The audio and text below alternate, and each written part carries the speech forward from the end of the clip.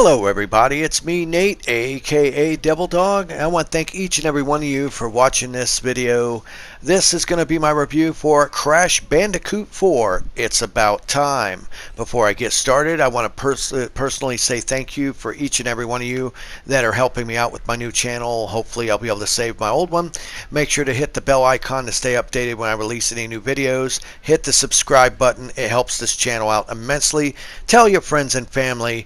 Don't leave the original, but come over here to Devil Dog Gaming 2.0 for at least right now.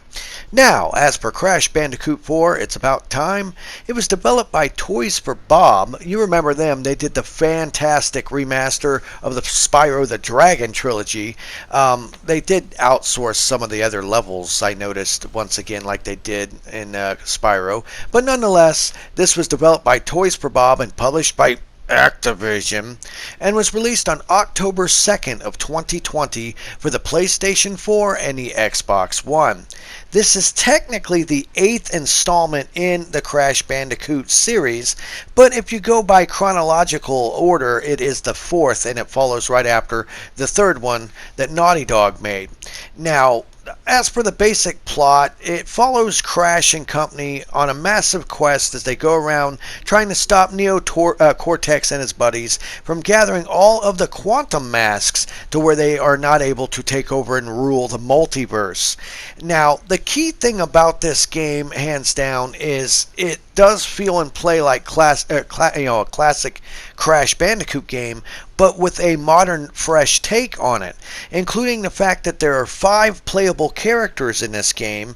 You have Crash and Coco, but each of the characters have their own different unique abilities, everything from grappling hooks to when you play as Neo Cortex, he has a gun that can transform enemies into platforms, and so it adds a lot of flavor and playability to the game. And it also has a retro and a modern mode. Now, what I mean by that is, if you go by retro mode, the old school one, you have a set amount of lives, and once you lose all your lives, you have to start completely over at the start of the level. And as you progress through, you have to pretty much find free lives, in order to continue. Now, modern mode is a little bit different. It pretty much makes it to where you will automatically keep respawning at your most current checkpoint that you have reached, and it's a lot less stressful that way. But don't get me wrong, this game is still quite a challenge. Now, along with that, you also get some new moves for your old characters, like Crash himself can now do a crawl, and he can climb walls, and they really did flesh out a lot of the characters in it. Now, the other big thing about this game I noticed is that each of the levels has a regular and an alternate variation, like a twisted timeline version.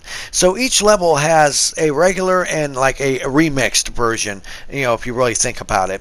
And along with that, you also have your collectibles of the Wumpa fruits that you get, and enough of the boxes and Wumpa fruits you destroy, and if you get through levels without dying, you can rack up enough points to unlock gems, and the gems will allow you to unlock different outfits and costumes for your characters. Currently, you cannot buy them with real world money. Hopefully, it'll stay that way. I do know with the remake of Crash Team Racing, they weren't in at launch, but it kind of had this weird feel, like it was going to have microtransactions in it eventually, and it did. This, I don't see it unless they add a whole new friggin' thing to it. So fortunately, so far, there's no microtransactions in the game, though I'm sure there will be. It's Activision. They have a problem with doing that. Now, the other thing is, as you go through these levels, you can also find VHS tapes, which allow you to unlock these new retro levels, which take place before the first original Crash Bandicoot game. And they're really fun to play, and they bring back a lot of good memories of the classic Crash Bandicoot, but with a much better visual fidelity, seriously. Now, along with that, you also have your time trials mode that allows you to go through the levels with your classic time trials like you've dealt with before. Now, another feature that is in this, which at first I didn't really know until I messed around with it, is something known as pass and play. And pass and play, you can activate it anytime when you're playing any of the main story levels, and it allows you basically like to hand the controller off to a friend. You can set up certain things like guidelines, like okay, the first to die, or how many boxes you break, different things you set up, and basically once you meet that criteria by either dying or getting the boxes set, it will literally pop up on the screen to tell you to pass the controller to the next player. And it's basically like good old buddy, good old buddy play the game together mode is what I'm going to call it. I mean, it's not online, okay? It is not online. It is basically local at your house. You do not need another controller, because literally it's exactly what it's called, pass and play. You will basically play, and when it's your turn is up, it'll tell you to give the controller to the next player and enable play. And you can drop in and out of it in the main story mode at any time.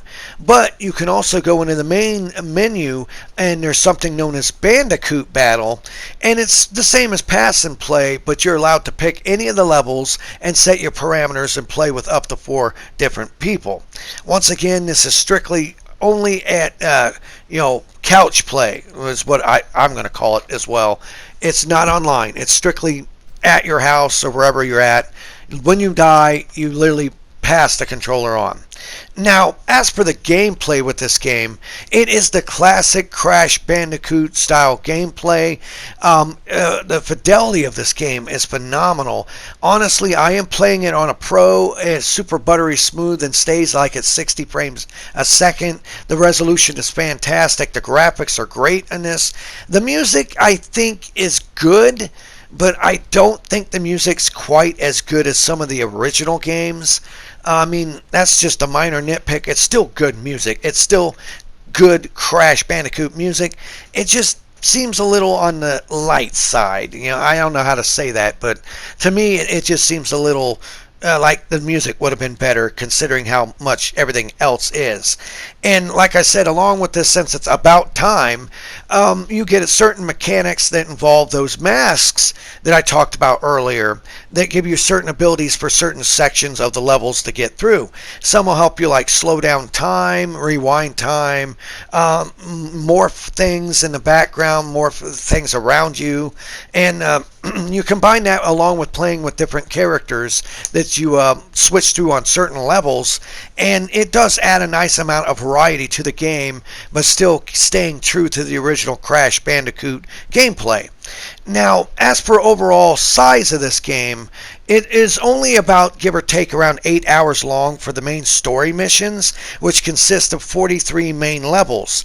Now, that does not include any of the bonus levels you unlock as you go through the game, the replayability of going through to get trophies, and also unlock outfits and stuff by getting perfect amount of collectibles on each level. That naturally will bring the gameplay time way higher, and also with the pass and play mode, that'll add a lot of bang to the buck too. And it, $60, it's $59.99 price game. Hey, that's better than $69 like the PS5 games. But honestly, I think it's well worth the price. You get a lot of content for the money. It is a very well built, very well polished game. I haven't noticed really hardly any glitches or bugs in it at all.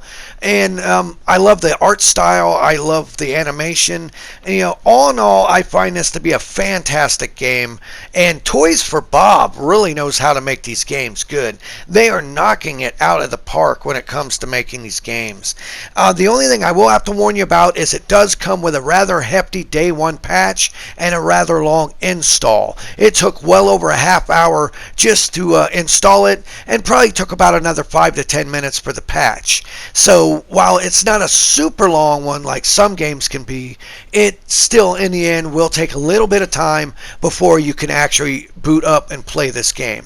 But in the end, I can highly recommend you pick up and play Crash Bandicoot 4. It's about time today. This was Nate, aka Devil Dog, and I want to thank each and every one of you for watching these videos. Please leave some comments on what you think of Crash Bandicoot 4. And remember, I always end my videos by saying, have fun, play hard, and remember people, the devil is in the details. Peace out until next time.